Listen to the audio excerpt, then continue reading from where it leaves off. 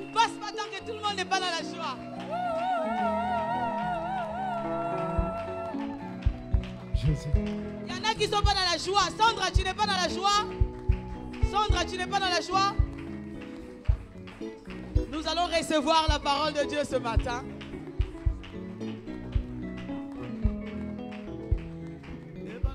Nous allons honorer Dieu au travers de son serviteur ce matin.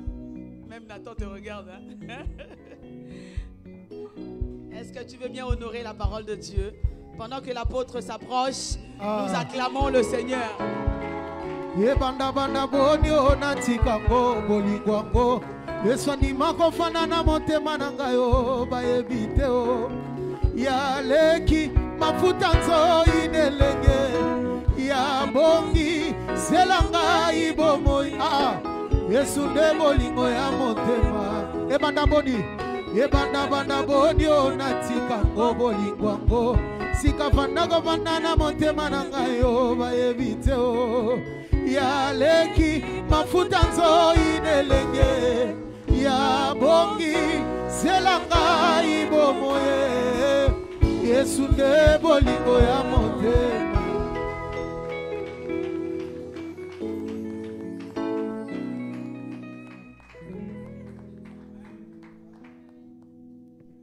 Je sens l'ambiance du samedi 14 juin. Il y aura du rumba dans les seigneurs. Enfin, je pense. Que Dieu vous bénisse en tout cas. Prenez place. Nous allons écouter la parole de Dieu. Donc, en fait, comme ça a été dit, on anticipe les annonces, on anticipe. Vous vous souvenez, il y a un an, je crois, il y avait un dimanche où ils avaient installé le podium et tout était, je pense qu'ils étaient habillés en noir. Donc, ils ont refait l'édition, mais cette fois-ci, ça sera le samedi, parce que ça lui permet d'avoir plus de temps. Glorifier le Seigneur, ça sera uniquement la gloire et la gloire à notre Dieu. Donc, samedi, on vous donnera l'affiche qui sera mise en place. Si tu n'as pas, ou tu travailles le samedi, tu finis à midi, tu viens, on va danser pour la gloire de Dieu. Journée spéciale de louange. On va poursuivre l'enseignement comme j'avais prévu, qu'on avait prévu plus tôt. On en avait abordé il y a 3 semaines, je pense. Et j'avais promis qu'on va aller petit à petit, quitte à prendre 2 ou 3 séances. Donc là, aujourd'hui, c'est la deuxième partie. Détruire les œuvres de la sorcellerie. Partie numéro 2.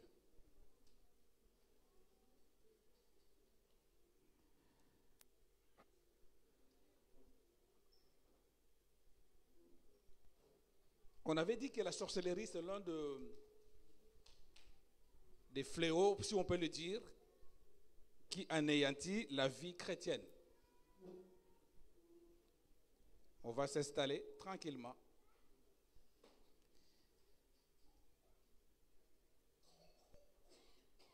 Et j'aime les rappeler souvent que quand on se dit que moi, dans ma vie ou bien dans ma famille, il n'y a pas de sorcellerie, il y a 2 choses.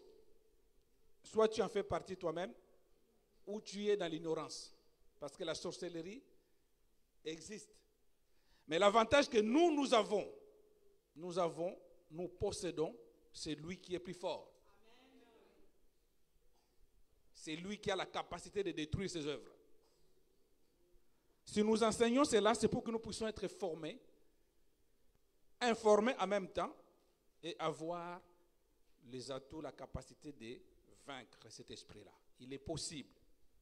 Mais je vais vous amener à un verset que je n'ai pas donné aux lecteurs, aux lectrices, je ne sais pas, c'est 1 Thessaloniciens chapitre 4. Non, je vais d'abord commencer par 1 Jean chapitre 4, versets 1 à 2. 1 Jean, ça n'a pas été prévu, je ne sais pas qui va travailler avec moi. 1 Jean chapitre 4, nous prenons le verset 1 à 2.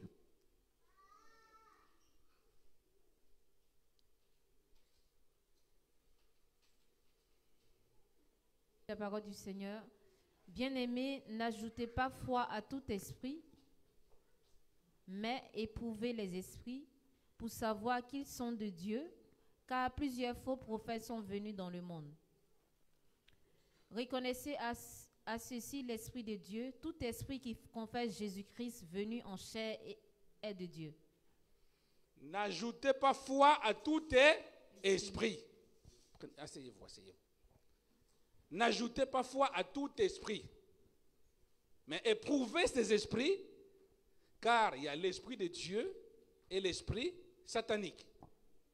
Mais ne donnez pas foi à tout esprit. Le problème des chrétiens, c'est que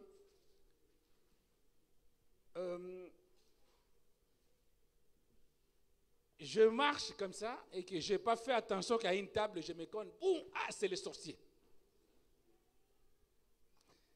Je reste à la maison, un grand fainéant, j'ajoute un grand fainéant, j'envoie ni CV, ni effort, ni rien, je ne trouve pas de travail, c'est le sorcier. J'ai mes clés, je les dépose à la prophétesse, et c'est mes clés de la maison. Donc certainement, à un moment donné, j'aurai besoin de ces clés. Je viendrai les récupérer. Ça s'appelle reprendre ce qui est de mon droit. C'est des réclamations. Je viens réclamer mes clés que je l'avais confiées. Parce que c'est à moi. Donc il y a certaines choses que nous envoyons directement dans le camp du diable et qui demandent qui est le domaine de la sorcellerie. Il faut faire la part des choses. Quand on parle de réclamations sataniques, c'est-à-dire, toi, tu possèdes quelque chose qui lui appartient. C'est là où il veut récupérer. Donc, si tu ne prends rien de ce qui lui appartient, le mot réclamation n'aura aucun effet. Je vais avancer par terme. Ne donnez pas foi à tout esprit. Donc, si c'est ce qui est de mon ressort, c'est à moi d'agir et de se manifester. Il y a le part de Dieu et le part de l'homme. Mais quand on parle de l'esprit de la sorcellerie, c'est-à-dire, il n'y a aucune réclamation à moi, toutes mes portes sont fermées. J'essaye de faire ce qui est de ma part, mais je n'obtiens pas le résultat. Ça, c'est la première chose qui doit m'intriguer. La deuxième chose, c'est qu'il ne faut jamais oublier que dans la vie, il y a des saisons. Donc, certainement, quand on va se dire que ce sont des épreuves ou des réclamations bien de la sorcellerie, il faut d'abord chercher à savoir est-ce que ce n'est pas la saison. Parce que Dieu peut permettre que nous puissions traverser des déserts selon sa volonté. Ce ne sont pas liés à la sorcellerie, mais c'est juste un moment de désert. Donc, je veux vraiment éclaircir, parce que le problème des chrétiens, surtout les chrétiens africains, les noirs globalement, tout est attribué à la sorcellerie. Et c'est pour cela, la sorcellerie a pris plus de puissance que Dieu dans certaines vies. Mais je vais te rassurer, la sorcellerie elle est puissante, mais Dieu que tu pries, il est très puissant que la sorcellerie. Sauf que quand toi tu l'attribues une force, il devient plus fort que ton Dieu. Donc dans certaines vies, Satan est plus fort que Jésus. Parce qu'on lui a tout attribué comme force. Je n'ai pas lu un verset biblique qui dit que tout genou fléchira devant Satan. Non. Tout genou fléchira devant Jésus-Christ. Donc, même peut-être comme je l'ai dit, dans nos familles, peut-être parfois nos frères, nos sœurs, nos amis, tous qui sont proches, ils peuvent être habités par l'esprit de la sorcellerie. Mais quand tu as un Jésus puissant, tu es plus fort qu'eux. Alors, s'il s'agit de la réclamation, le premier conseil, c'est de fermer les portes. Tu lui rends ce qui lui appartient et tu fermes les portes. Il est possible de mener une vie chrétienne paisible et tranquille sans que tu sois embêté par le diable. Et une autre raison, dès lors que tu acceptes Jésus comme Seigneur et Sauveur dans ta vie, tu deviens son adversaire. Il faut comprendre ces choses-là. Dieu ne nous a pas donné une vie chrétienne ou une vie sur terre où nous devons que souffrir de la... Non. Sachant que c'est dès lors que tu acceptes Jésus, tu deviens son opposant. Et qui dit opposant, tu n'es plus son ami. Donc sa mission, c'était matin, midi, soir, de te chercher des problèmes, te créer pour que tu puisses lâcher et abandonner. Donc je résume. Il y a certaines choses, c'est de notre ressort. Ce n'est pas de la sorcellerie. Mais parce que j'ai ouvert une porte où je ne suis pas en conformité avec sa parole. La deuxième chose, c'est vrai qu'il y a des réclamations, c'est parce qu'il y a quelque chose qui vient chercher. Donc, libère-les. Donne au diable tout ce qui lui appartient. Tu ne peux pas mener une vie chrétienne tout en faisant coucou au diable tout le temps, parce que vous allez vous partager la vie. Et quand le diable arrive dans la vie d'une personne, ce n'est pas pour rigoler, mais c'est pour détruire, gorger et anéantir. Alors, la troisième raison, je disais tout à l'heure que c'est tout à fait normal que les saisons d'épreuves arrivent. Mais on fait la différence entre la saison des épreuves et la malédiction satanique. C'est-à-dire quand Dieu permet que je puisse traverser le moment d'épreuve, il est toujours avec moi. On parle de cela, même si tu marches dans le vallée de l'ombre de la mort, Dieu sera toujours avec toi. Parce que ce n'est pas la mort, c'est juste l'ombre. Le diable, c'est un menteur, il fait croire, voilà, c'est fini, tout est fini. Non, c'est l'ombre. Mon ombre, ce n'est pas moi. Donc le vallée de l'ombre de la mort, ce n'est pas la mort. C'est juste l'ombre de la mort. Mais Dieu rassure toujours que je suis avec toi. Et quand on traverse les épreuves, l'un des signes qu'on doit savoir que ça, les moments difficiles que je traverse sont des épreuves, c'est le moment où tu vas beaucoup communiquer avec Dieu par des songes, par des visions, par des révélations. Il n'y a jamais eu le moment où on rêve beaucoup, on fait beaucoup de songes, beaucoup de révélations pendant qu'on traverse les épreuves. Pourquoi il le permet? C'est pour te rassurer que je suis là. Je marche avec toi. Tu verras que quand ces épreuves seront terminées, les songes diminueront. Mais en tout cas, pendant ces moments-là, quand tu sais que tu traverses le moment des épreuves, tu verras beaucoup de songes, beaucoup de visions. Nous allons voir la différence entre songes, visions et rêves. Mais en tout cas, c'est le moment où tu deviens un grand rêveur. Le Seigneur parlera tous les jours. Parfois, quand tu vas te réveiller, c'est avec un esprit un peu de colère. Tu dis, mais Dieu m'a montré qu'il m'a donné cela, mais en réalité, je n'ai pas encore arrivé. C'est pour te rassurer, sachant que je suis avec toi. Alors, pourquoi il permet les épreuves? Ce n'est pas pour nous torturer. Plusieurs personnes sont venues en Jésus-Christ par le moment des épreuves. C'est-à-dire, il veut juste te ramener, de lui faire confiance, que non seulement j'existe, mais je veux que tu te soumets à moi. Parce que j'ai quelque chose à te faire avec toi. On demandera à toute personne qui est passée par les épreuves, il est devenu ce qu'il est devenu aujourd'hui. C'est là où il va t'enseigner parce qu'il a envie de te dire, je veux que tu t'abandonnes à moi. Tu laisses ton humain pour se travailler, ton ego, mais je vais se servir de toi. Alors, plus tu vas résister, plus ce moment-là sera long. Parce que lui, ce moment sera long plutôt. Parce que lui, son souhait, c'est que tant qu'il n'a pas vie, tu dises, Seigneur, oui et amen maintenant. Il ne te lâche pas. Il a envie de te façonner. Il a envie de te sauver. Il a envie de te purer. Et quand tu sortiras des épreuves, généralement, on sort d'une nouvelle personne. Rappelle-toi, c'est dans les épreuves que tu avais rencontré Dieu. Rappelle-toi, c'est dans les épreuves où tu étais très assidu aux choses de Dieu. C'est dans les épreuves où tu allais chercher Dieu dans la montagne de Mangengenge. C'est dans les épreuves que tu as donné ta vie à Jésus. Si on pose la question, sur 100 chrétiens, je pense qu'il n'y aura que 1% des chrétiens qui ont donné leur vie à Jésus volontairement. Je pense qu'il y a 1% ou moins.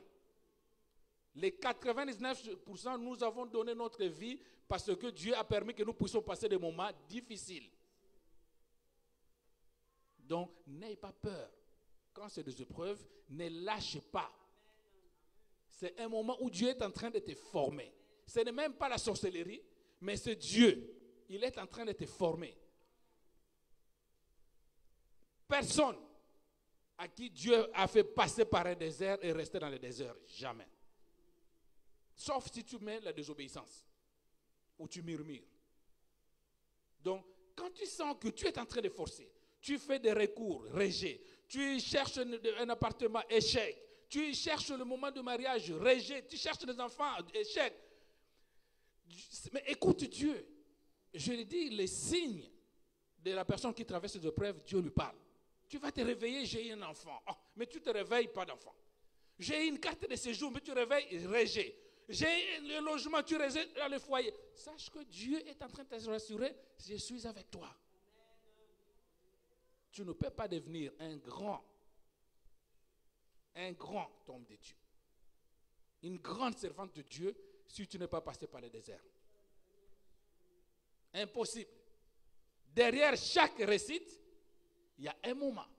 Aujourd'hui, on peut envier Bill Gates, on peut envier tous ces gens-là, mais si tu demandes leur parcours, ils te diront, il y a un moment donné, parfois il manquait à manger, à boire. Ne lâche pas. Et tout n'est pas des ressorts de la sorcellerie. Ne donnez pas foi à chaque esprit. Dans ce verset-là, on nous dit aussi que pendant les épreuves, c'est là où on déroute le chemin. Parce qu'il y a des faux prophètes qui profitent des moments des épreuves. Certaines personnes croient que le Satan, il ne te connaît pas. Si. Parfois, il te connaît plus que toi-même. N'oubliez pas que cet homme-là, de son vrai nom Lucifer, c'était l'un des meilleurs collaborateurs de Dieu. Donc, il a été aux côtés de Dieu pendant longtemps. Quelqu'un à qui Dieu peut permettre qu'il soit à ses côtés, c'est quelqu'un qui n'est pas n'importe qui. Donc, il te connaît. Il me connaît.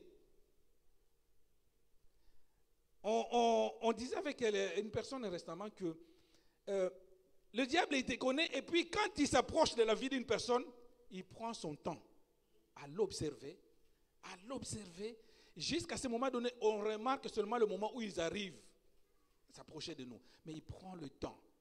Parce que son objectif, c'est que il doit avoir un accès à la vie d'une personne pour agir. Et pour avoir l'accès à la vie d'une personne, il faut qu'il puisse trouver un accès, une porte. Vous allez remarquer que nous n'avons pas tous le même porte d'entrée. Il y a certaines personnes, il suffit simplement que l'argent manque, ça devient une porte. Il fait tout et n'importe quoi.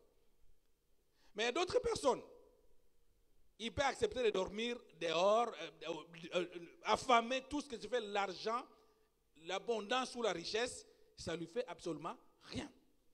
Donc, le diable sait que pour cette personne-là, si j'insiste côté financier, je ne peux pas l'avoir. Il va étudier pour cette personne et dira, oh, pour cette personne-là, c'est la colère. Il va créer un moment de provoquer la colère pour qu'il rentre. Je me répète, tant qu'il n'y a pas de porte d'entrée, et c'est que là n'est pas le désert, le diable, il est tout petit par rapport à nous. On nous appelle, selon Dieu, nous sommes des petits dieux. Donc, la puissance de Dieu est au-dessus et la puissance du diable est en dessous de nous-mêmes.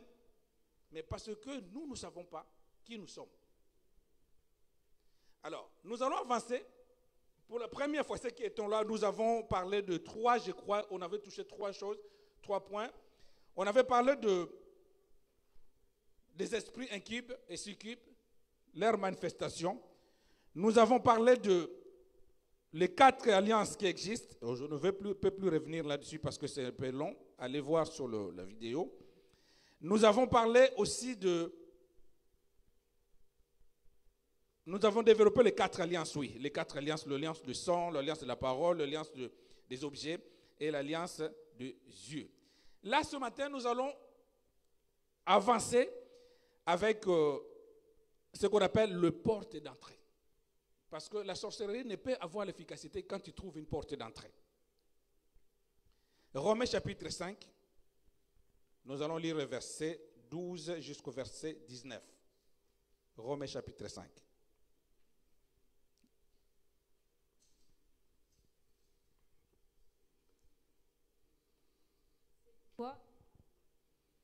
Comme par un seul homme, le péché est rentré dans le monde, et par le péché, la mort, et qu'ainsi la mort s'est étendue sur tous les hommes, parce que tous ont péché. Verset 13. Jusqu'à là, la loi du péché était dans le monde. Or, le péché n'est pas imputé quand il n'y a point de loi. Cependant, la mort a régné depuis Adam jusqu'à Moïse, même sur ceux qui n'avaient pas péché par une transgression semblable à celle d'Adam, lequel est la figure de celui qui devait venir. Mais il n'en est pas du don gratuit comme de l'offense, car si par l'offense d'un seul, il en est beaucoup qui sont morts, à plus forte raison, la grâce de Dieu et le don de la grâce venant d'un seul homme, Jésus-Christ, ont-ils abondamment répandu sur beaucoup. Il n'en est pas du don comme de ce qui est arrivé par un seul qui a péché, car c'est après une seule offense que le jugement est devenu condamnation, tandis que le don gratuit devient justification après plusieurs offenses. Amen. Amen. Amen. Amen. Si vous avez une Bible en papier, soulignez ces textes-là. En fait, le péché depuis la chute d'Adam et Ève, devenu un problème. Si nous lisons matin, midi, soir, en la vie chrétienne, c'est que le plus dur à réussir ou à gagner, c'est le péché. Mais Dieu, par son amour, il savait que l'homme, à un moment donné, il n'arrivera pas de lui-même surmonter ces problèmes de péché. Nous utilisons souvent, nous les humains, les termes condamnation. Ah, il a fait ceci, on l'a condamné, il a fait ceci, non. Mais la grâce aussi intervient. Parce que la grâce est beaucoup plus forte que la condamnation. Ni t'étais la grâce, toi et moi, nous ne serons plus là. Parce que la Bible nous dit clair que la salaire du péché, c'est la mort. Combien de fois tu as péché et combien de fois tu as mérité la mort? Mais, dans les domaines spirituels, le péché donne l'accès facilement au diable. Il y a 3 domaines qui influent sur la porte d'entrée. Donc, dans ces 3 domaines-là, le péché fait partie. Pour éviter les portes d'entrée, il faut comprendre ces 3 domaines. Premier domaine, c'est les contrats et les alliances sataniques. Le péché ne passe que par le contrat et les alliances sataniques. Il faut faire attention aux contrats. Vous allez remarquer que même dans les contrats des choses qu'on achète, on nous prend souvent au mot par rapport au contrat. Quand tu vas acheter un portable, le portable ou bien une télévision, tout ce que tu achètes, le vendeur, il est tellement malin. Tu vas acheter juste ce portable, mais le contrat, parfois, prendra 4 ou 5 pages. Et bien souvent, si vous avez remarqué, les contrats sont écrits souvent tout petits. Et on n'a pas le temps d'aller lire tous les clauses du contrat. C'est fait exprès. Parce qu'ils savent que s'ils résument les contrats, nous aurons le temps de tout lire. Après, quand tu vas tomber sur l'un des pièges des contrats, il va te dire, oh mais regardez, c'était souligné, il était écrit noir sur blanc. Au fait, l'assurance joue seulement à partir de telle chose. Et tout est écrit. C'est la même méthode que le diable utilise. Il ne cache pas. Surtout aujourd'hui, il ne se cache pas. Mais il utilise la forme des contrats trop longs à lire. Nous pouvons passer 3 heures à prier, à chanter. Mais si on nous dit, on commence à enseigner pendant 3 heures, on va s'endormir. Parce que le diable fait exprès. Ne néglige pas tout contrat.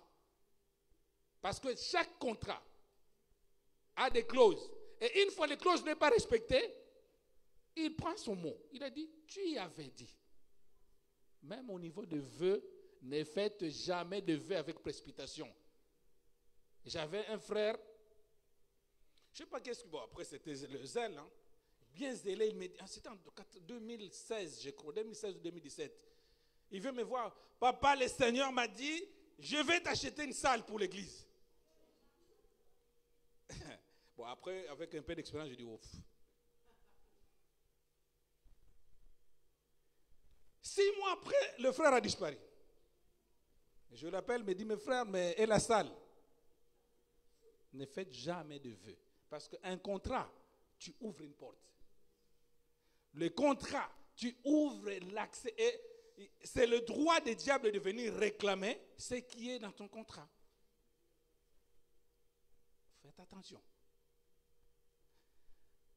Quand on parle de contrat, tout ce qui est contrat, que ce soit des contrats naturels ou humains, on parle parfois de tantine ou musique, ce n'est pas mauvais, ce n'est pas méchant. Ce n'est pas écrit dans la Bible que c'est interdit de tout ça sur la main, c'est un contrat. Beaucoup ont fui les églises à cause de ne pas rembourser l'argent de la tantine. Beaucoup ont fait un contrat avec une personne qui est possédée, qui est sorcière ou sorcière. Donc, le premier clause qui permet que le diable puisse entrer, prendre l'ouverture dans ta vie, c'est le contrat et les alliances. Ne faites pas alliance avec une personne sans le savoir qui est la personne, quel est l'esprit qui est dans la personne. Le mariage, c'est un contrat. Se mettre en couple avec une personne, c'est un contrat, c'est un accord.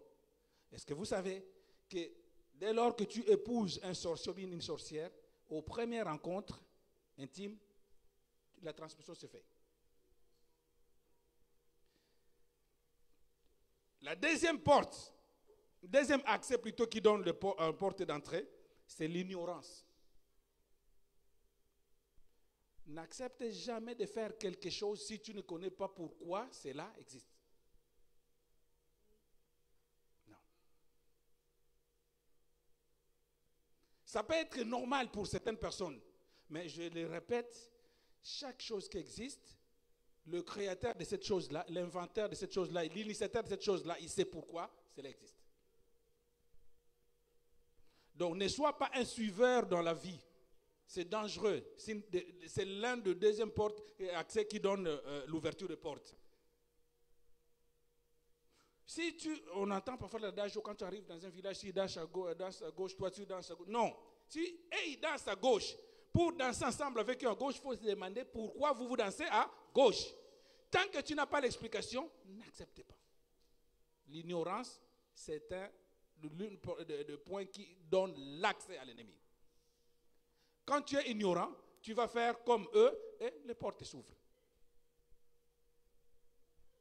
J'arrivais dans une église, prêcher, c'est une église. Je finis de prêcher. Eux, à chaque fin du culte, vous devrez tous passer. Il y avait une porte à l'entrée principale, comme là où Maman Yui se met. Vous devez tous passer, tremper vos pieds dans une bassine d'eau qui était à l'entrée. Je pose la question, mais c'est quoi? Pourquoi? Il a dit non, c'est de notre tradition. J'ai dit, et cette eau-là, c'est l'eau de quoi? Oh non, c'est l'eau bénite. J'ai dit, non, moi, j'ai été invité. J'ai fini mon travail. Mais si c'est de votre tradition, faites-le. On arrive encore à une autre église, à Stalingrad. Toute personne qui doit entrer à l'église, tu dois avoir l'onction d'huile en signe de croix. Je dis, mais pourquoi? C'était un mariage en plus, on nous a invités. Des choses. L'ignorance ça tue. Donc, c'est-à-dire, quand tu ne sais pas, même si ces choses-là se passent comme si c'était spirituel, tant que toi, tu ne sais pas pourquoi, n'acceptez pas. Même si tout côté d'imposition de main, l'apôtre Jacques nous a dit, n'acceptez pas l'imposition de main. Alors, cette question-là, quelqu'un m'a posé la question, il me dit, mais pasteur, par respect, si quelqu'un veut m'imposer le main, est-ce que je dois enlever? Mais par respect, si quelqu'un veut t'égorger, tu vas accepter qu'on t'égorge. Ce qui est du domaine spirituel, il faut dire non. C'est pour cela, avant même qu'on t'arrive, qu'on te pose le main, est-ce que tu avais demandé à Jésus si je dois aller dans cette rencontre-là, oui ou non? C'est la base déjà. Parce que si tu te retrouves là-bas, certainement tu avais demandé Christ. Ou tu n'as pas demandé, ça c'est la première faute. Mais l'ignorance, c'est un grand péché qui détruit les vies des personnes. Et souvent, ceux qui sont ensorcelés, nous allons voir, c'est par ignorance. Amen. Troisième et dernière, ce qui donne l'accès qui permet que le porte d'entrée puisse s'ouvrir dans nos vies, la désobéissance.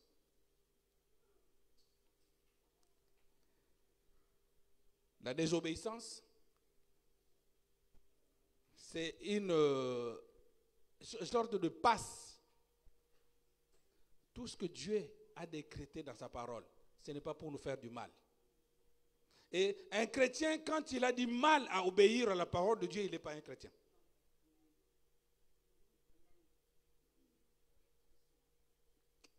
Et celui qui se déclare enfant de Dieu a du mal à obéir à la parole, il n'est pas un chrétien, il n'est pas un enfant de Dieu. Dieu dira dans sa parole, mon travail n'est pas, ma vie chrétienne, mon travail n'est pas un fardeau. Quand venir à l'église devient forcé, servir ça devient, prier ça devient, c'est un problème. Quand tu donnes la vie en Jésus, Jésus prend possession de ta vie, c'est lui, en fait, il crée en toi les désirs et le vouloir de s'approcher régulièrement. Donc, on dira comme disait David, quand on me dit d'aller à la maison de Dieu, c'est une joie. C'est une joie. Donc, la désobéissance. Déjà, quand on désobéit, la notion de la grâce disparaît. Parce que beaucoup de gens ils croient que la grâce, ça nous permet de se vautrer dans les péchés tout le jour comme on veut, on vit comme on amène. Ah, la grâce est là. Non. Quand on parle de la grâce, il faut l'associer au salut, pas au péché volontaire. La grâce doit être associée au salut. C'est-à-dire, nous qui n'étions pas destinés au salut, mais Christ est venu vers nous par sa grâce, nous sommes rentrés dans la famille royale. C'est là la notion de la grâce. Mais n'utilisez pas la grâce par le péché de dire, ah, je peux pécher matin, midi, soir, la grâce est là. Qui est-ce qui dit qu'avant que tu termines le péché, la mort ne viendra pas te surprendre? Combien de gens qui sont morts à l'hôtel? La grâce était où? Donc la grâce, nous devons l'associer du côté du salut. C'est par la grâce que nous allons être sauvés. Mais la grâce ne doit pas être associée au côté du péché, vagabonder le péché, et la grâce est là. Tout le monde, il y a 3 étapes. 3 états de figure. Parce que si nous nous réunissons aujourd'hui, nous prions le Seigneur, nous prions parce que nous avons des attaques ou bien tout ce que nous avons besoin, mais le but ultime, l'essentiel qui nous a réunis aujourd'hui pour donner notre vie à Jésus, c'est pour que nous puissions aller rencontrer Christ. Ça, il ne faut pas l'oublier. Il y a certaines personnes qui détruisent leur vie au détriment de cela, mais l'Église, nous devons le rappeler. Si nous venons prier Jésus, ce n'est pas pour le mariage, ce n'est pas pour les enfants, ce n'est pas pour les voitures, ce n'est pas pour les maisons, ce n'est pas pour un chrétien qui est encore à ce niveau-là, il est bas, trop bas. Mais si tu es d'abord dans le Seigneur, je suis dans le Seigneur, c'est pour que ce verset-là, 1 Thessaloniciens chapitre 4, lisez-les rapidement s'il te plaît, lisez-les. 1 Thessaloniciens chapitre 4, nous prenons le verset 16 à 17, rapidement. C'est ça le but. Car le Seigneur lui-même a un signal. Il y a un signal qui sera donné. Parfois, le moment où toi tu es en train de pleurnicher, qui t'a laissé même ta vie chrétienne pour obtenir ces choses-là, il y a un signal qui sera donné. Et la voix d'un archange. Et au son de la trompette de Dieu, descendra du ciel, et les morts en Christ ressusciteront premièrement. C'est ça. En fait, ce verset-là, ça doit être le motif, même la motivation de notre vie. Pas le matériel. Je vais vous expliquer pourquoi. Nous sommes en train de prier. Nous sommes en train de chercher Dieu. Nous sommes en train de jeûner. Nous sommes en train de servir Dieu. Mais à un moment donné, n'oublions pas qu'il y a une trompette qui devrait sonner. Cette trompette-là doit sonner. Et certaines personnes n'entendront pas le son de la trompette à cause de tout le bien matériel qui reste dans son cœur, cette intention-là qui reste dans son cœur. Et quand la trompette sonnera, c'est un archange qui va le sonner, c'est même pas ton pasteur qui t'aime. Même le pasteur, parfois, s'il ne sait pas, il restera. Et cette trompette-là, ça sera une trompette spirituelle. Certaines personnes croient que comme le trompette des pompiers, non. C'est cette trompette spirituelle qui va sonner. Qui sera sonnée et le son de la trompette sera audible seulement aux yeux et aux oreilles plutôt qui sont sensibles au Saint-Esprit.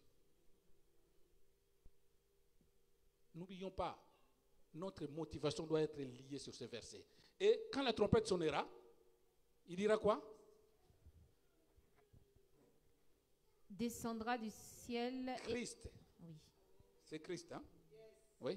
Qui descendra dit? Du ciel. Et les morts en Christ ressusciteront. Il ne descendra pas. En fait, les gens y croient.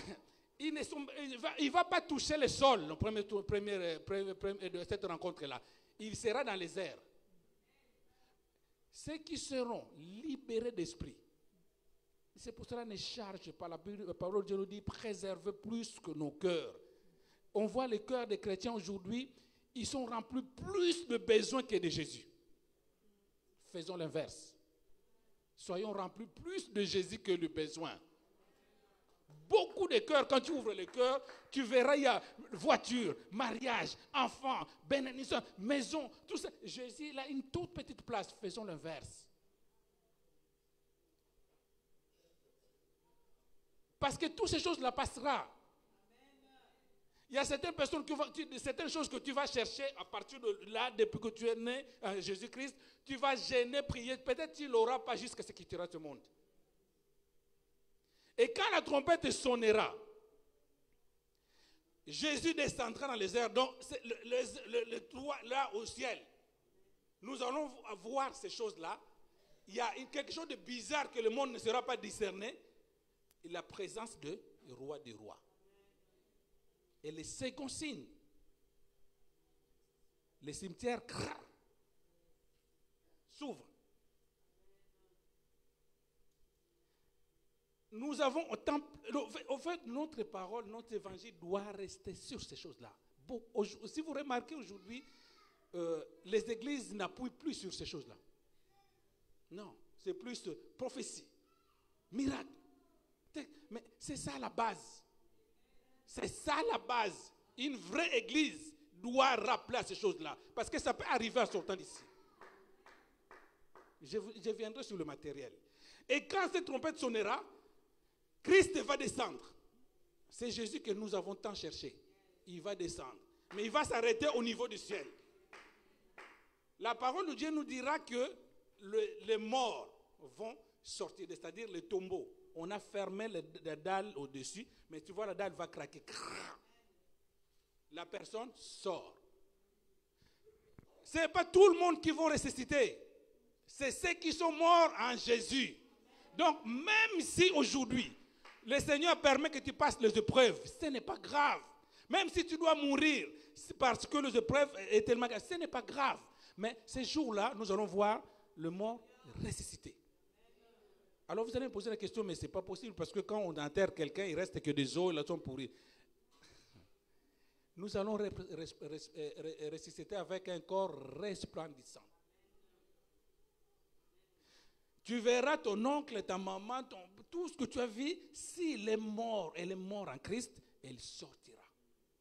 Elle ne viendra pas te faire coucou, directement il monte. Les gens ils vont monter comme dans un film. Tu vois que tu quittes le sol, mais le pied commence à monter jusqu'à aller le rejoindre dans les heures. Namapata. Là, sera la première rencontre. Et ceux qui seront vivants aujourd'hui, qui vont persévérer dans les églises comme nous sommes en train de persévérer avec l'obéissance et la crainte de Dieu, nous allons tous les rejoindre. Ça peut être que dans une église comme ça, une communauté, c'est là où on verra les vrais et les faux. La parole de Dieu nous dirait que même un homme et une femme laissés dans le même lit, si l'homme est méchant ou bien le diable, l'homme reste. Mais comme la trompette sera audible que spirituellement, les gens ils ne sauront pas. Mais cet événement-là, le monde entier le verra. Donc, s'il y a quelque chose à qui nous devrons beaucoup plus se faire des soucis, c'est l'état de mon cœur. Parce que ce jour-là arrivera. C'est l'état de mon cœur. Donc, cette base, c'est la base du christianisme. N'oublions pas cela. Parce que je vois des chrétiens aujourd'hui pleurer matin, midi et soir. Nous pleurons matin, midi et soir. Mais c'est le matériel. Après, qu'est-ce qui va suivre? Logiquement, quand on va monter, le ciel se ferme. Le monde ne finira pas. Ce n'est pas la base de mon enseignement aujourd'hui, mais je fais une parenthèse parce que je vois qu'aujourd'hui l'Église est en train de s'écarter vers l'essentiel. C'est que l'essentiel, il s'écarte à côté de l'essentiel. L'essentiel, c'est ça. Préparons nos cœurs.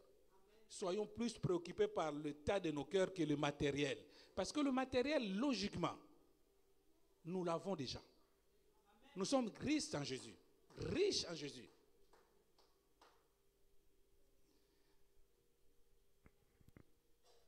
Trois bases, trois portes. La désobéissance, l'ignorance, les contrats et les alliances. Une fois tu laisses accès de cela,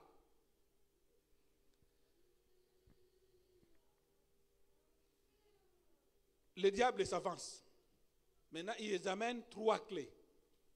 Parce qu'il y a un verset qui parle de dans la parole de Dieu, il dit, avant que l'ennemi puisse rentrer dans une maison, il faut qu'il puisse lier l'homme fort. Jésus, dans ta vie, il est fort. Mais maintenant, une fois, le diable trouve soit la désobéissance, soit l'ignorance, où tu as des contrats et ou des pactes sataniques. Maintenant, il amène trois clés avec lui. Dans ces trois clés-là, la première clé qui ouvre la porte d'une personne, c'est tout ce qui est héréditaire. Il va aller chercher maintenant dans ta famille quelles sont les maladies ou les malédictions ou tout ce qui est héréditaire. Première chose qu'il amène dans la vie d'une personne, c'est tout ce qui est lié à l'héréditaire. C'est pour ça que vous allez remarquer que peut-être dans ta famille, il y a des choses qui sont héréditaires en mal. Mais toi, ça ne te touche pas. Parce que il n'a pas trouvé cette clé-là qui peut s'ouvrir.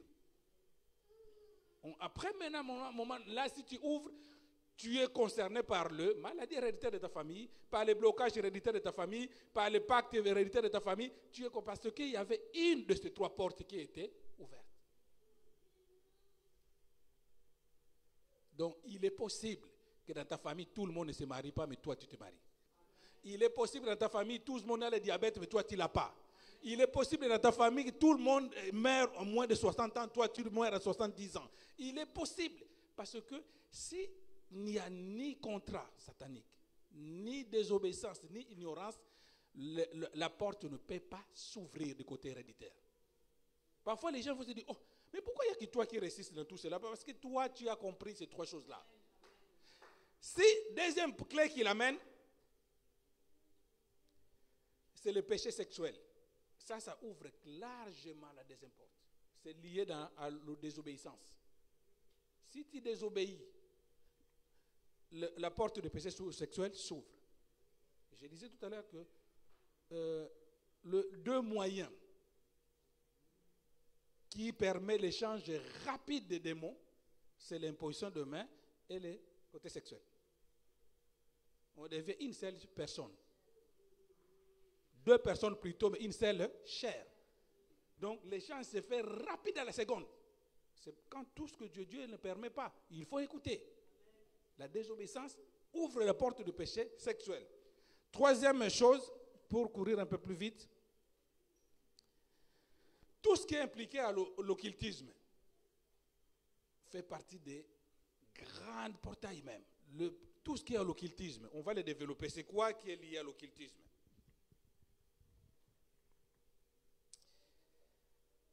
Quand on parle de l'occultisme, c'est tout ce qui va avec les ancêtres, le vaudou, les pratiques qui n'ont rien à voir avec le christianisme. Il faut connaître. Aujourd'hui, je me répète, tu ne feras jamais rien, quelque chose, même si ça part du Seigneur, ça part de la Bible, tant que tu n'as pas la signification de ces choses-là. N'hésite pas à poser la question. C'est important. Alors, maintenant, dans les portes héréditaires, j'ai dit, première porte qui est accès, la porte héréditaire, c'est quoi? On applique dans Genèse chapitre 29, versets 15 à 30. Mais nous n'allons pas tout lire.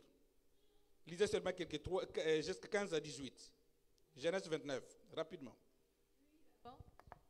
Dit à Jacob, parce que tu es mon parent, me serviras-tu pour rien? Dis-moi, quel sera ton salaire? Or, Laban avait 2 filles, l'aînée s'appelait Léa et la cadette Rachel. Léa avait les yeux délicats, mais Rachel était belle de taille et belle de figure. Jacob aimait Rachel et dit, je te servirai 7 ans pour Rachel, ta fille cadette. Et Laban dit, j'aime mieux te la donner que de la donner à un autre homme, reste chez moi.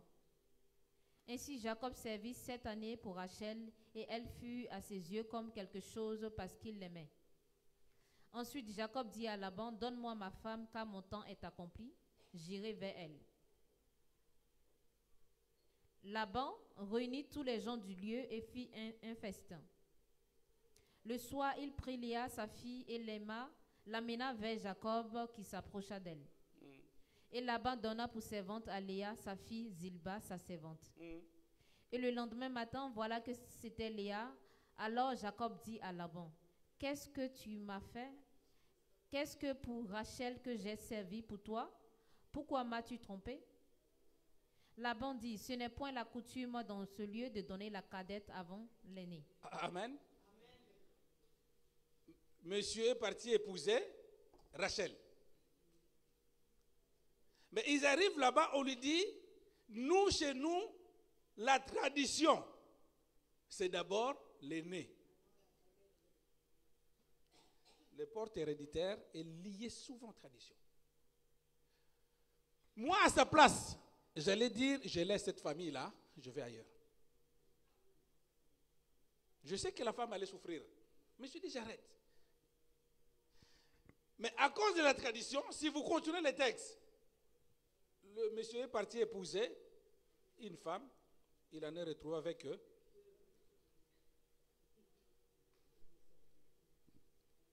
Les coutumes et les traditions. Tu es chrétien, tu continues à croire au Tubao. Ah, chez nous, c'est ça. Tu es chrétien, tu continues à croire à Kichoudi, si c'est Kichoudi. Tu es chrétien, tu continues à croire, ah non, ah si je passe sous l'escabeau, ça porte malchance. Tu es chrétien, ah quand la paupière gauche se clignote, c'est qu'il y a une mauvaise nouvelle qui va arriver. Les mauvaises nouvelles vont arriver. Il faut faire attention. C'est lui ou celle qui a instauré telle tradition, il sait pourquoi il a fait. J'avais dit dimanche, je crois le premier jour j'avais prêché, c'est là, ne suivez pas comme des suiveurs. J'avais donné l'exemple de notre star qui s'est réveillé un beau matin, il a rasé sa tête. La star congolaise. Et tout le monde, avec les mains, rasait la tête. Ils sont des warriors, c'est des Gaulois, je ne sais pas. Mais attention, lui, il sait pourquoi il l'a fait. C'est peut-être à un moment donné, dans ce monde, on lui dit, il faut maintenant aérer la tête pour... je ne sais pas, qu'est-ce qui s'est passé? Tu portes le bracelet, le pied gauche, une chaînette. Tu ne sais pas pourquoi, c'est la mode. Je ne sais pas pourquoi. Attention à tout ce qui est tradition. J'en avais parlé le dimanche là-bas. Ah, parce que Dieu m'a béni pour les jumelles. Ah, il faut les habiller bleu, bleu, rouge, rouge, vert, vert. Sinon, si tu ne l'habilles pas, l'être jumelle va partir. C'est des enfants qui ont une bénédiction de l'Éternel. Ce n'est pas une tradition. Si tu les as pris dans le vaudou, si, fais-les comme ça. Vous savez pourquoi on habille les jumelles ou les jumeaux, même tennis? C'est dans les pratiques de vaudou, ce qu'on appelle les enfants qui sont venus par la prière de maître vaudou, prêtresse vaudou. Ces enfants-là, on l'appelle les vaudou-ci. Et les enfants de vaudou-ci, ils sont obligés de les habiller de la même manière, sinon la tradition ne va pas fonctionner. Mais toi, Dieu t'a donné tes bénédictions, tes enfants, tes jumeaux, tes jumelles, tu suis la tradition. Amen. L'autre porte d'entrée. L'inceste. La pédophilie. La zoophilie. Avoir les rapports avec des démons. Il y en a qui se font, ça existe. Parce que les démons, ce sont des esprits, mais qui prennent corps. Et il y en a, J'ai eu, par la grâce de Dieu, à faire une délivrance pour un monsieur. Lui, on l'obligeait d'avoir des rapports avec un démon. Donc le démon, il avait des consignes qu'on lui donnait. À minuit pile, le démon rentrait dans sa chambre. Et cette chambre-là, ni la femme ni les enfants ne pouvaient pas rentrer dans cette chambre-là. Et l'esprit rentrait. Ils partaient après avoir fini leurs besoins. C'est ce qui lui apportait la richesse et l'abondance. N'envie pas. Attends ton temps. La plupart des gens que nous envions, ils sont les plus malheureux que toi. Personne ne le dira. N'envie pas. Je disais au début, il y a une saison pour chaque chose. La saison arrivera. Alors, d'autres portes d'entrée pratiques qui est liée par le pratique occultisme ou les alliances qu'on avait dit. La divination. La syromatie, c'est cette science qu'on appelle la syromatie. Je ne sais pas si vous avez déjà rencontré ces gens-là, mais quand tu te dis, présente-moi ta main, tu montres ta main, il commence à lire au travers de tes mains. Ça s'appelle la syromatie. Et il va te dire des choses qui sont vraies. Mais toute vérité qui sort de la bouche du diable, c'est un mensonge. Quand il va finir à te lire, généralement, ceux qui ont rencontré déjà ces gens-là, surtout à Paris, tout ça, ils vont te demander quelque chose venant de toi. Donne-moi une pièce. Tout ce qui vient de tes mains, tu les donnes à quelque part, tu ne sais pas qu'est-ce qu'ils vont en faire. Donc, ceux qui sont assoiffés à entendre le lendemain, la prophétie, qu'est-ce qui va se passer demain, lundi le 28? J'ai envie de te répondre. La réponse n'est pas dans la prophétie. La réponse n'est pas dans la syromatie, mais la réponse est dans la parole de Dieu. Il te dit, ton lendemain sera meilleur. Si tu veux croire à la parole, plus qu'aux prophéties, plus que la syromatie, c'est toi qui vois. Mais Dieu nous a rassuré d'un lendemain meilleur. Il y a l'astrologie. N'acceptez pas l'astrologie. Le bélier, vierge, je ne sais pas si serpent, quel signe zodiaque, n'acceptez pas. C'est Dieu qui t'a créé, qui a permis que tu puisses naître telle date, il sait. Le vrai signe zodiaque, si tu veux savoir, c'est tu es né en Jésus et appartiens à Jésus. C'est la plus importante. Il y a la nécromancie. La science de parler avec le mort. C'est fréquent et c'est réel. Tu accompagnes quelqu'un au cimetière. Le 1er octobre, si c'est le 1er octobre, là on va déposer des germes au cimetière. N'y va pas. Là hier, on a enterré le pape François. Il n'est pas là. Dans ce sépulcre-là où on va aller visiter, il n'est pas là. Quand quelqu'un décède, la décomposition, ça se fait au bout de 3 semaines. La personne est décomposée. Mais à la seconde où il est décédé, même quand on pleure le corps, mais l'âme et l'esprit n'est pas là. J'ai parlé à une personne récemment, la mort, ce n'est pas la fin. Il faut toujours préserver. Donc, nous devons continuer à lutter utilisant le verset qu'on a dit tout à l'heure de Thessaloniciens, jusqu'à la mort. La mort n'est pas la fin, la mort est juste un changement d'état. En réalité plutôt, la personne ne décède pas. Ce qui se passe que quand, ici, on proclame que telle personne est malade, si la personne doit partir, vous êtes en train de le soigner, de l'hôpital à l'hôpital, le médecin au médecin, si la personne doit partir, à un moment donné, quelques jours, je dirais même quelques semaines, quelques mois avant sa mort, l'ange sera à ses côtés. Ou le démon sera à ses côtés. Vous allez constater, si vous avez déjà fait attention à cela, quand tu vas accompagner une personne qui est malade, gravement malade, vous allez remarquer déjà sa vision change.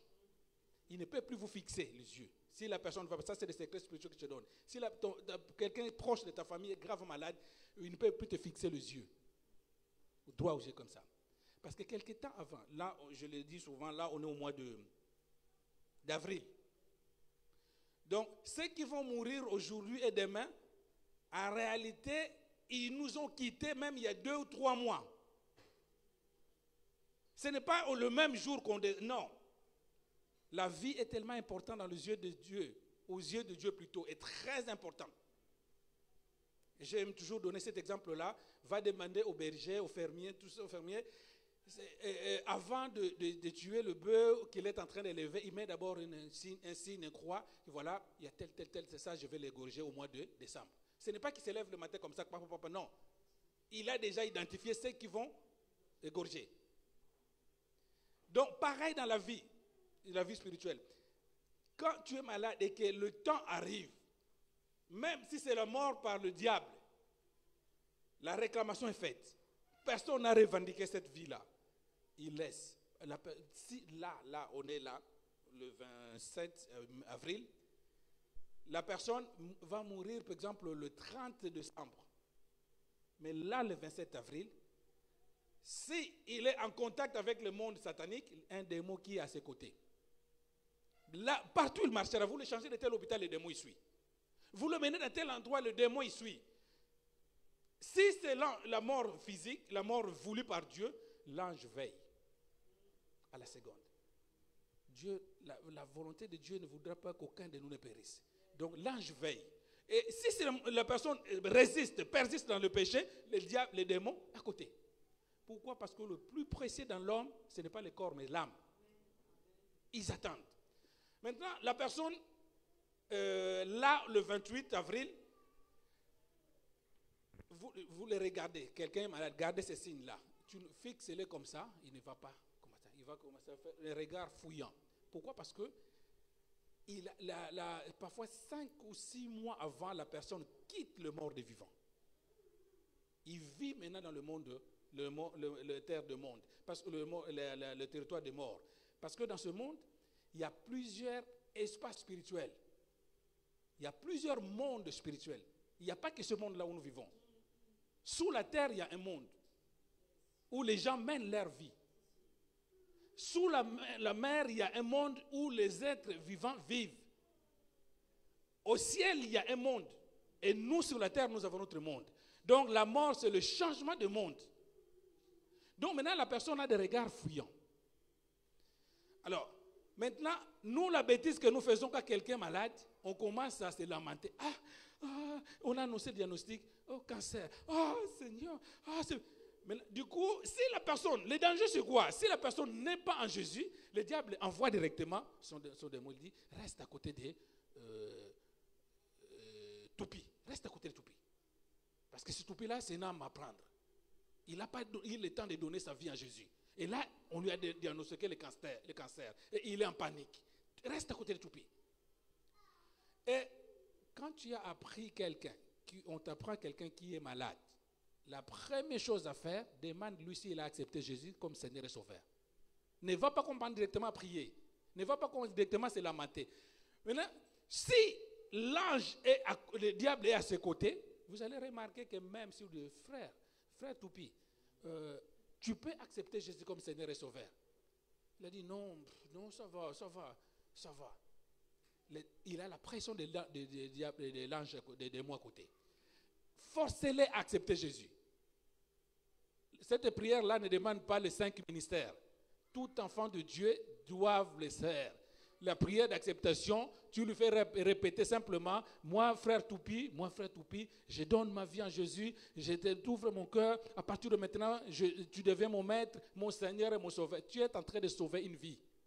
Même s'il meurt physiquement, tu es en train de sauver. Maintenant, du coup, le démon, qu'est-ce qu'ils vont savoir? Toupi, il a accepté Jésus. Son Jésus-là, il est fort. Maintenant, après avoir fini, tu pries. Quiconque invoque le nom de Jésus est sauvé. Nous pleurons souvent, parfois directement ce que nous faisons, code, Western. J'ai envoyé Western. Western ne peut pas le sauver. Parfois, combien de fois on a envoyé l'argent, la personne n'a même pas reçu l'argent, il est décédé. Mais si tu as envoyé le salut, la personne ne peut ne pas recevoir l'argent, même s'il décède, il est sauvé. Maintenant, du coup, le démon et l'ange commencent à continuer. Il est toujours à côté de la personne qui va partir. Plus le mois avance, tout le dernier vendredi du mois, tous les sorciers des subsahariens, ils sont mieux organisés que toi. Et ils ne fouillent pas l'église comme nous fouillons les réunions. Et ils sont là tous les vendredis. Le dernier vendredi du mois, ça a été vérifié. Tous les sorciers, ils se regroupent par secteur. Il a été démontré que dans le désert de Kalahari, c'est là où se retrouvent tous les sorciers des subsahariens. À partir de minuit, rencontre. Qu'est-ce qu'ils font de cela? Ils ont la feuille de route. Ce sont des choses démontrées, vérifiées. Il te dit, voilà, aujourd'hui, le 26 avril 2025. Chaque famille qui a un sorcier, il envoie son représentant. On va prendre le cas des frères Toupi. Qu'est-ce qu'on va faire des frères Toupi? Ah, tu sais, au mois de mai, ils projettent de se marier. Ah bon? Mais comment ça? Il y a des prisons sataniques. Il y a des sorciers qui sont mis en prison s'ils ne font pas bien leur mission. Il s'est marié. Mais là, je vois que normalement, le 16 mai, il aura sa date de fécondité. Non! On doit les bloquer. Donc, il décide de la vie de chaque personne qui n'a pas Jésus. C'est pour cela que la désobéissance n'est pas simplement pour le salut, mais déjà pour la protection de ta vie. Après, ils vont commencer à chercher à voir. Oh, mais on n'arrive pas à... ces papiers, normalement, le préfet allait signer ces papiers. Non, il faut les récupérer. Tel dossier. Bon. Après, il commence à se poser la question. Bon, du coup, mais est-elle? Ange. Oh, mais Ange, il est dans votre famille, elle est dans votre famille. Oh, mais je ne le vois pas. Cachons-nous à Jésus. Cachons-nous à Jésus. Ce n'est pas simplement une blague, mais la vérité. Parce que tu peux rester 50 ans sur la terre sans rien obtenir si tu es ouvert. On n'a qu'une seule voie. On ne peut pas servir 2 maîtres à la fois. Soit tu acceptes vraiment Jésus et tu deviens vrai chrétien, tu es caché en Jésus. Ceux qui sont, selon le témoignage des anciens sorciers, ceux qui sont réellement cachés en Jésus dans leurs réunions, ils sont invisibles. Et après, vous allez voir que le frère Toupi, plus qu'il avance, il dit Toupi, on va l'éliminer. Il programme déjà la date. Et Toupi, il est en train de marcher. Il chante, il danse. Plus la date avance, vous allez remarquer que son langage commence à parler au futur ou au passé. Et plus le jour avance, il va commencer à annoncer sa mort. On ne peut pas partir de cette terre sans pouvoir savoir quand je partirai et je suis prêt à partir. Il va commencer à annoncer sa mort. C'est ce qui nous arrive souvent à nos proches que nous avons perdus. Il prend son téléphone, il commence à appeler. Quand tu vas entendre, il est décédé. Oh, mais c'est pas vrai. Je l'ai eu au téléphone il y a 6 mois, il y a 2 jours, il y a 2 semaines. Il faut qu'il annonce que je vais changer de terre de vivant. Si il a eu la chance, vous l'avez fait accepter Jésus, il va vous demander pardon. Pardonne-moi en tout cas de tout ce que je faisais. Ah, toi, si tu n'es pas révélé, tu vas dire, ah, en tout cas, ça fait 6 ans qu'on ne se parle pas, mais comme par hasard, il m'a appelé et demandé pardon. Parce que l'ange qui est à ses côtés, il est en train de le préparer, l'accompagner. Et après, l'heure et le jour arrivent. Le vrai ministère d'un enfant de Dieu, ce n'est pas ici, devant la chair, mais c'est des genoux à terre. Prions beaucoup, intercédons. Nous sommes en train de sauver des vies quand on intercède. Peut-être le Saint-Esprit va vous envoyer une vision et dit, ou bien une recommandation. Priez pour le frère Glody. Vous ne savez pas pourquoi vous avez demandé de prier pour le frère Glody. Priez, parce que peut-être dans le monde des esprits, il y a un projet qui est en train de se préparer. Et la chose qui peut dérouter le plan de l'ennemi, ce n'est pas les lamentations, ce n'est pas le pleur, mais c'est la prière. Vous allez constater maintenant que si vous l'arrachez par la prière, la personne revient. Ah, il était grave malade, il est passé par une maladie où beaucoup sont restés. Il est sauvé parce que la prière a fait l'effet. Et si ça doit arriver qu'il doit partir, à la dernière seconde, l'ange ou le démon est prêt. Dès que vous allez voir qu'il soupire, il récupère l'âme. Il récupère l'âme. Il part avec. La personne change de côté, il va maintenant dans le séjour de mort. Et dans le séjour de mort, c'est un monde. Nous, ici, les enfants arrivent par la naissance. Dans le monde des vivants. Mais dans le monde de mort, les gens arrivent par la mort.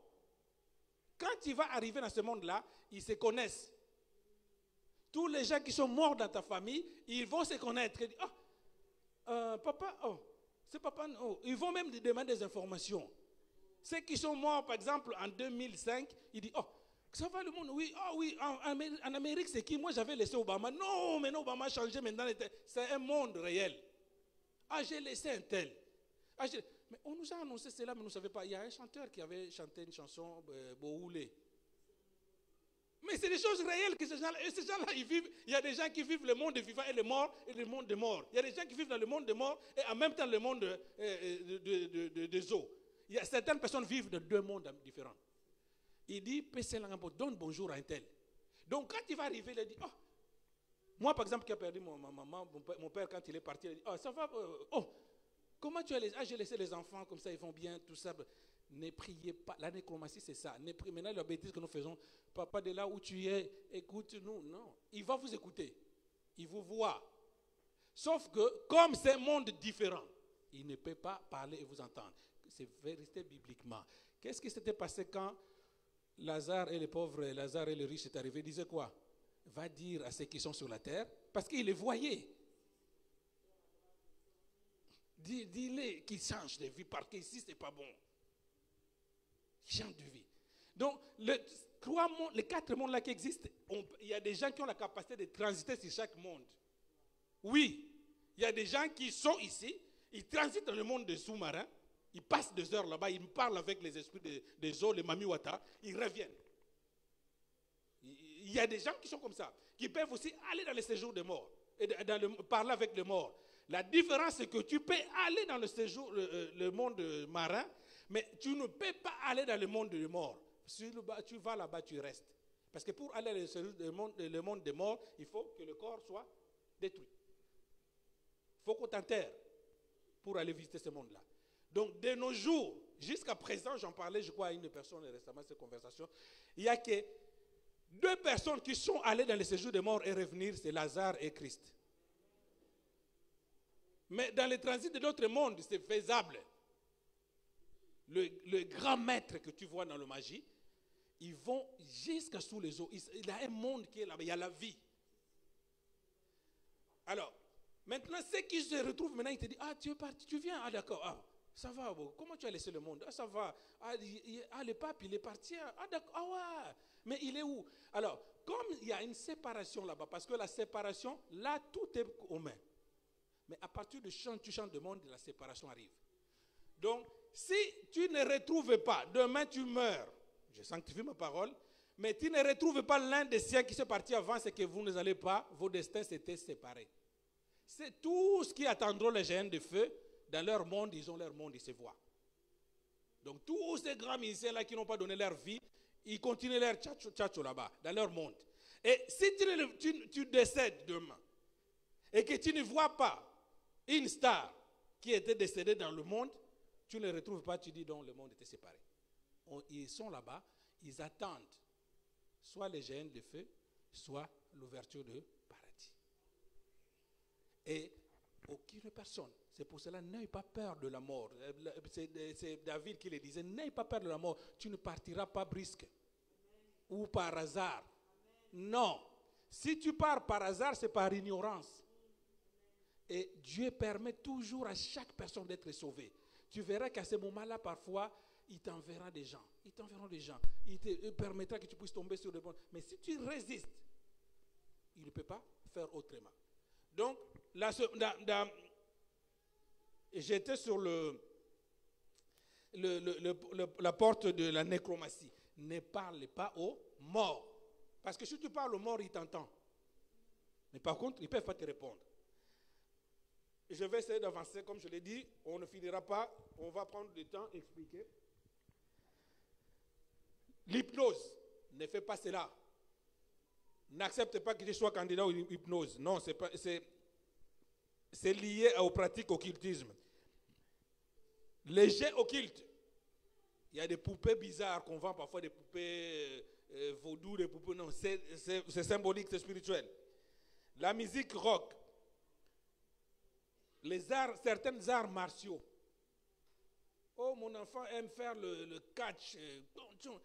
S'il est fait pour son plaisir, mais tous ces sports martiaux sont liés au monde des pratiques occultes. Tu ne peux pas devenir un grand catcheur, un grand boxeur sans faire un pacte ni une alliance. Impossible.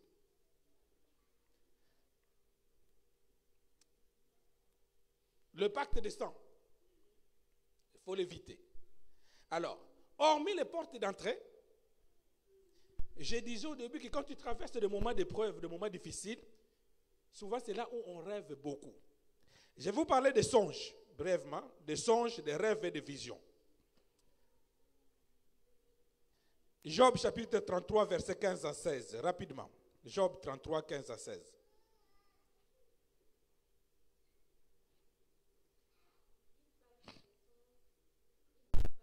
Et par des visions nocturnes, quand les hommes sont livrés à un sommeil profond, quand ils sont endormis sur leur couche. Alors il leur donne des avertissements et met le sceau à ses instructions.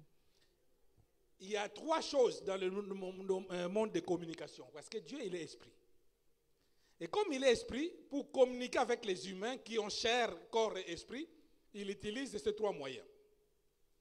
Les songes, la vision et des rêves. Donc, quand tu es un enfant de Dieu, que l'un de ces trois moyens ne se manifeste pas dans ta vie, c'est qu'il y a un problème. Il faut se rapprocher encore de Dieu. C'est l'un de ces trois moyens qu'il utilise. Il peut aussi utiliser la parole comme moyen de communication, mais très souvent, soit par songe, soit par rêve ou par vision. Quel est ce père ou cette mère que nous sommes en tant qu'humains qui peut rester dans la même maison avec son enfant du matin au soir qui n'adresse pas la parole? Et l'enfant est content ou la mère est heureuse? Non. Quand on ne se parle pas même dans un couple, même dans une famille, c'est qu'on se dit, il y a quelque chose. Donc Dieu, nous l'appelons notre Père. Donc s'il ne nous parle pas, c'est qu'il y a quelque chose. On doit se poser des questions, pas s'inquiéter, mais on doit se poser des questions. Papa, est-ce que je t'ai fait du mal? Parce qu'il est ton père. Mais qu'est-ce qui se passe avec les enfants de Dieu? Son père ne lui parle pas, ça fait 6 mois, il est tranquille.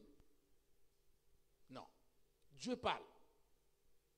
Alors, on a souvent une confusion entre ces trois mots. Le songe d'abord. Les songes se passent en 3 conditions, en 3 dimensions.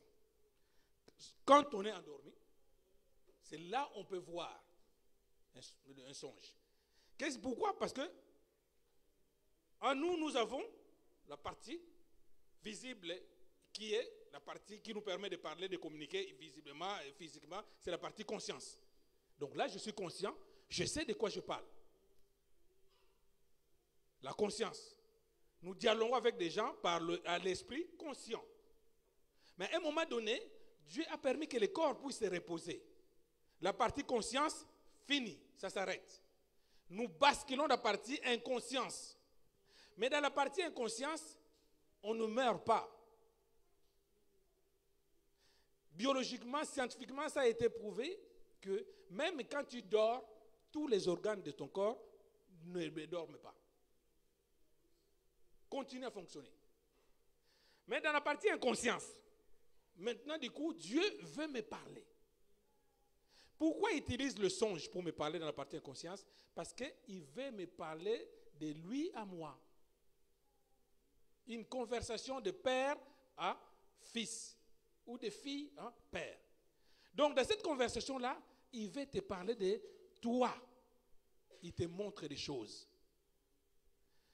Quand tu te réveilles, la bêtise souvent que nous faisons, c'est qu'il était un secret entre toi et lui. Tu te réveilles et tu dis, Pauline, tu sais, aujourd'hui j'ai rêvé de toi. Hein? Non, mais il a plusieurs moyens de te parler. Mais s'il utilise les songes, c'est qu'il veut te communiquer une intelligence, une révélation, toi à lui. Maintenant, dans ce songe-là, il m'a montré des choses qui étaient des attaques. On me pourchassait, on me tirait dessus, tout ça. Ne panique pas. Parce que même quand toi tu dors, l'ange veille toujours. Même si tu n'avais pas prié le soir, mais Dieu délègue toujours un ange à nos côtés. C'est lui qui est dans le diable. Dès qu'il dort, le Satan envoie toujours un démon pour le protéger. Donc l'ange veille autour de ceux qui les craignent et les arrache de tous les dangers. Mais alors, dans le rêve, dans le songe, même si tu étais pourchassé, ce n'est pas grave. Ce qui compte dans le songe, il faut voir la finalité de ces actes-là. Est-ce que tu as été attrapé, tu as été atteint par des flèches qu'on t'a tirées, tu as été touché. Si tel est le cas, pas de panique. Tu te réveilles maintenant dans la partie consciente. Dans la partie consciente, maintenant tu dis, allez, si c'était un rêve qui était bizarre, Marie de nous qui est venu te visiter, l'attaque, tout ça, première chose, condamne-le dans la prière. Tu les condamnes dans la prière. Après avoir condamné dans la prière, tu appelles maintenant dans ce cas-là, dans la deuxième étape, un homme, une femme de Dieu, tu révèles. C'est le verset s'accomplisse maintenant. Tout ce que le diable nous montre, nous le condamnons et nous les révélons. Quand tu te limites seulement au niveau de condamnation, c'est bien, mais c'est juste.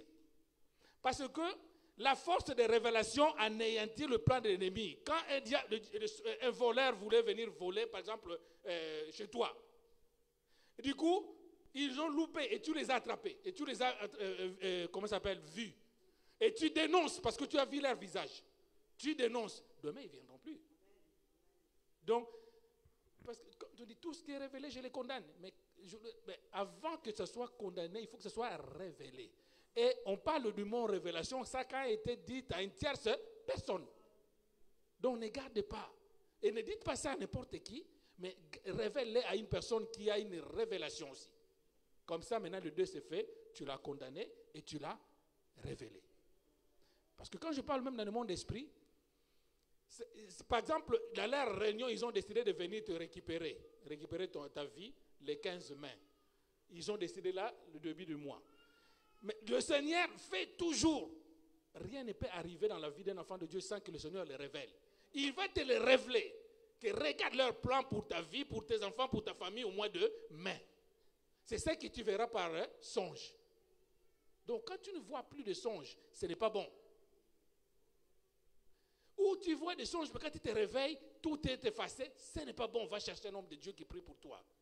Parce que cet esprit-là, ils savent que, il a vu tous les plans qu'on compte faire. Maintenant, on va tout supprimer.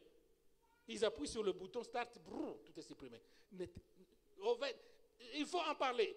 Et si ce message-là est tellement poignant, ne t'inquiète pas, le Seigneur viendra encore annoncer ce message-là. Mais dans un premier temps, tu pries, tu te révèles et on les condamne. Alors, les songes ce n'est pas souvent la nuit. Les songes peuvent aussi passer pendant un moment de sieste. Ça vous est arrivé, par exemple, j'aime pas dormir des petits sommeils comme ça. Quand je dormis, je vis telle chose. C'est normal. Parce que l'ange est toujours, même quand nous fatiguons spirituellement, mais l'ange ne se fatigue pas. Est-ce que vous savez que chaque enfant de Dieu est accompagné d'un ange parfois chaque jour? Tu as un ange à tes côtés. Et il y a certaines personnes, selon les dimensions de mission qui les incombent, ils ont des cortèges. Il y a certaines personnes, quand ils marchent, tu vois par exemple le président des États-Unis, quand il a une délégation de 600, 800 gardes, il y a certaines personnes, selon le degré de la puissance que Dieu et la mission que Dieu leur a donnée, ils marchent avec 600 anges. Les anges, ils sont nombreux. Ils marchent avec eux. Donc, pas de panique. Ce bref sommeil, ça peut aussi signifier que voilà, le Seigneur te donne un message. Ou carrément parfois un profond sommeil. Je ne sais pas si vous avez vu faire des songes qui, on dirait, interminables. Depuis que ça a commencé, tu continues à voir, jusqu'à un moment donné, quand ça va finir, le Seigneur te révèle. Même principe. Tu pries, tu condamnes et tu intercèdes. Deuxième sorte de songe, ça arrive dans la journée. Souvent dans la journée, ces songes-là sont brefs, mais très significatifs. Tu verras que quand tu sortiras de ces songes, c'est comme si c'était réel. Je ne sais pas si c'est vous déjà arrivé. On dirait, je vis, c'était comme si c'était réel. Ça, c'est des songes qu'on appelle des songes spontanés, c'est-à-dire l'ange est passé, il a laissé le message. C'est comme si c'était réel. Tu dis, mais en tout cas, je me suis senti vraiment comme si c'était dans le vrai. Si c'était une attaque ou bien on t'a poignardé, tu vas les sentir. Ça m'est arrivé un jour, je fais une révélation, même ma femme ne le sait pas, mais à un moment donné, j'étais en train de prier très longtemps même à l'époque. J'ai senti à un moment donné comme si on m'avait poignardé de ce côté-là. Oh. Ça m'a fait énorme. Donc je me réveille, douleur. Et dans les rêves, je voyais des gens qui se battaient pour moi. Et je vis un médecin en blouse blanche. Il arrive, il commence à me faire il commence à faire des points de suture. Je vous dis des choses vraies. Je me réveille, je vois des traits. En fait, le monde d'esprit existe. Et depuis ce jour-là, cette douleur était partie. Dieu intervient. Alors, dans des songes, il faut un discernement des esprits. Quand tu vois des soldats dans les songes, ce sont des démons. Les anges ne viennent pas sous forme de soldats.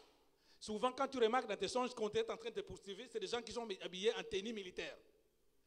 Si c'est des démons, si c'est les esprits démoniaques de l'Afrique, ces gens-là, tu les verras avec les tenues militaires de l'Afrique. Tout ce qui est militaire, tout ce qui est de l'ONU, c'est des démons internationaux. Mais tout ce qui est, quand tu vois en tenue militaire, c'est démoniaque. Quand tu vois habillé en tout blanc, un médecin qui vient te travailler dans toi, te guérir ou bien tout se fait, ça c'est lui-même Jéhovah Rapha. Quand tu revois un serviteur de Dieu, l'image d'un serviteur ou servante de Dieu, j'ai rêvé avec un serviteur de Dieu qui était là, tout ça, c'est la représentation de Dieu lui-même. Mais quand tu fais un rêve, il faut un discernement des esprits. Ne le prends pas comme ça. Je cours vite, en 5 minutes, maman, je vais arrêter. Maintenant, on parle de songes. Il y a certains songes qui sont des songes divins. Il y a d'autres songes, si nous développons, ce sont des songes qui viennent parce qu'il y a un message direct à rappeler ou parce qu'il y a des foules de pensées dans le cœur. Mais souvent, tout ce qui est songe, il est lié à quelque chose de symbolique. Ne néglige pas les songes. Il faut demander l'explication. Maintenant, ce qu'on appelle des songes divins, ce sont des songes de révélation. Il y a certaines personnes qui ont vu dans leurs rêves quelque chose qui va arriver dans leur vie à 5 ans, 6 ans après. Dieu m'a montré mon mariage. Dieu m'a montré mon futur mari. Dieu m'a montré mon projet de maison. Dieu m'a montré ce qu'on appelle des songes divins. Et la dimension de ces songes-là, tu ne peux les recevoir simplement quand tu as une intimité claire avec Dieu. Il n'y a pas de besoin. Ce n'est pas une vision, mais des songes. Il te révèle ce qui va arriver à 5-6 ans.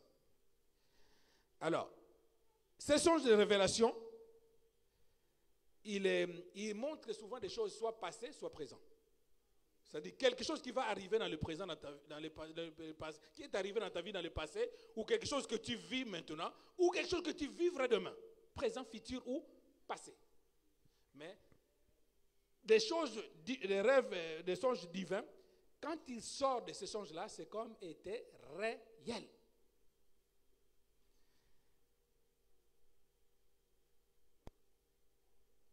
Des visions. Mais là, le vision, c'est quoi? Les visions se produisent de deux manières, soit endormi ou éveillé. Alors, quand on parle de vision, ce sont des choses, le mot vision vient du mot révéler. Donc, la vision différente au songe, les visions, le songe, tu peux le voir endormi, faisant une petite sieste ou karma, profondément. Mais une vision, c'est parfois tu es comme ça, tu es en train de vivre la scène qui est en train de passer, tes yeux sont ouverts. C'est possible. Donc quand tu regardes vraiment une intimité avec Dieu, Dieu va commencer à t'ouvrir les yeux. Tu es en train de voir les choses exactement, ça se passe. Il y a une personne qui me le dira aussi. Il a vu ces choses, il a vu sa mort. On est en train de l'enterrer. Il voit le cimetière, il se pique avec son nom et prénom et la date. Effectivement, il est mort ces dates-là. Ouais. Donc la vision, ça se passe comme ça. Monter en dimension de la prière, garder tout cela, ce sont des choses qui se passent en esprit. Tant que tu n'as pas laissé l'espace avec le Saint-Esprit bien lié à toi, tu n'arriveras pas au niveau de vision. la plupart des choses que nous appelons vision, ce sont des songes. Mais la vision est réservée aux dimensions des gens qui ont une intimité avec Dieu, parce que la vision, c'est la révélation. Prions Dieu qui nous ouvre les yeux pour que nous puissions voir ce qui est préparé pour nous pour demain. C'est pour cela que les gens qui voient souvent des visions, ils sont calmes. Ils ne paniquent pas. Parce qu'ils ont déjà vu leur lendemain. Dieu les a montrés. Il a dit, rien ne peut vous arriver sans que Dieu vous le révèle. Alors, qu'est-ce que je peux dire aussi au niveau de la vision? La vision nous montre l'origine des problèmes. Tu as une famille problématique. C'est dans la vision que le Seigneur va te projeter, parfois même des générations avant toi. Il te montre que regarde, dans cette parcelle-là, ils ont enterré telle chose. Ce sont des choses vraies. Et quand vous allez réellement dans cet endroit-là, vous allez déterrer, c'est là vous allez le trouver.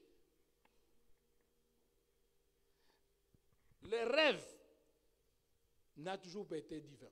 Le rêve, c'est souvent le foule de pensées ou quelque chose. Mais les deux manières que le Seigneur utilise souvent, c'est la vision et le songe. Les rêves, pas trop souvent. Alors, maintenant, après cela, quand tu as connaissance de la vision, tu as connaissance des portes d'entrée, il te restera seulement une chose. Une minute. Il te restera une chose. Cette chose-là, ce sera quoi? Je me répète. Avec la vision, tu peux voir le projet du diable. Avec le songe, Dieu veut te révéler des choses qui peuvent arriver. Maintenant, applique la foi et la vie de prière. Les combats arrivent seulement aux gens qui ont quelque chose qui gêne au diable. Quelque chose qui dérange le diable. C'est ce que le diable combat. Si tu n'es pas trop combattu, que tu es un enfant de Dieu, ne te réjouis pas trop. Parce que c'est que vous êtes de même camp. Mais souvent, quand tu es son adversaire, il va te combattre. Maintenant, ne descends pas. Parce que tu te dis, voilà, moi je vais arrêter de prier parce que plus je commence à prier, plus de combats montent. Celui qui va t'accueillir de l'autre côté, il s'appelle le diable. Dans le monde des vivants, il n'y a que deux camps.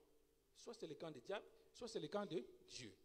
Par contre, maintenant, tu risques de cohabiter parce qu'il y a cohabitation dans ce monde. Il y a des esprits qui cohabitent avec nous. Dans certaines églises même qui ne sont pas révélées, il y a des démons qui viennent prier. Parce que le démon prend le corps. Ils viennent carrément prier. Au lieu de se combattre entre nous les chrétiens, nous devons parfois monter le niveau du combat. Combattons ceux qui viennent nous combattre en tant qu'enfants de Dieu. Mais sinon, pour terminer, tu ne peux pas avoir des combats indéfinitivement sans que cela puisse s'arrêter. Dieu veut t'amener à une vie de prière. Le secret de la réussite totale de toutes ces attaques, c'est prière, prière et prière. Maintenant, la dernière étape que nous allons clôturer, ça sera, je vais organiser, on verra quoi. Comment la sorcellerie maintenant existe, fonctionne. Vous allez voir qu'un sorcier, je l'avais dit dernièrement, il peut quitter le monde. Pour la sorcellerie, la vie chrétienne commence à fonctionner dès lors qu'on est adulte, majeur, on prend la vie chrétienne, on s'engage en Jésus-Christ, on devient un enfant de Dieu. Mais contrairement à la sorcellerie, peut commencer à fonctionner même avant qu'il puisse venir dans ce monde.